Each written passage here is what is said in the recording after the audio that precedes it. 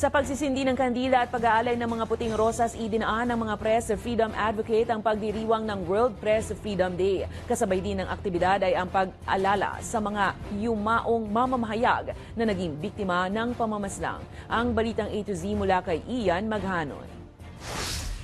Sa liwanag ng mga kandilang ito, inalala ng mga Press Freedom Advocates ang buhay ng mga kapwa mamamahayag na nabiktima ng mga pamamaslang. Ang kandilang ito na hugis sisiw. Sinindihan din alinsunod sa matandang pamahiin na ang bawat pagtuka ng sisiw sa ibabaw ng kabaong ng biktima ay siyang pagkatok din sa konsensya ng pumaslang. Nananawagan tayo sa pamamagitan ng pagpapakita ng tukatarungan na kandila ay mapaabot natin sa publiko yung nagpapatuloy na pagpaslang sa mga kasabahan natin sa media. Ayon sa National Union of Journalists of the Philippines, nagpapatuloy ang karahasan laban sa media. 135 ang naitalang threat and intimidation cases laban sa mga mamamahayag sa ilalim ng Marcos Jr. administration. 3 sa bilang na yan ay pamamaslang, kabilang ang kaso ng pagpatay sa radio commentator na si Percy Lapid sa Las Piñas City noong 2022 na siyang kauna-unahang kaso ng media killing sa loob ng Metro Manila.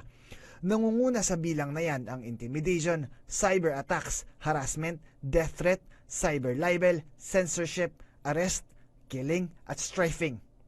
Dagdag pa ng NUJP, marami sa mga bumubusal sa mga mamamahayag ay tauhan ng gobyerno o hindi kaya'y dating tauhan ng gobyerno, mga pribadong tao, ilang mga hindi kilalang personalidad at ultimo kapwa media organization. Kahapon, nanawagan ang United Nations para sa proteksyon ng mga environmental journalists na matapang na inuulat ang climate injustice, bagay na sinegundahan ng NUJP. Ang mga journalists who are into environmental reporting ay subjected sa maraming incidents of attacks. Kasama na dyan yung red tagging, may isa tayong kasamahan kinasuhan ng rebellion. Sa gitna nito, binigyang diin ng ilang campus journalists na nagpapatuloy ang censorship sa ilang campus press outlets. Ang gusto po kasi nila na as much as possible lumayo po kami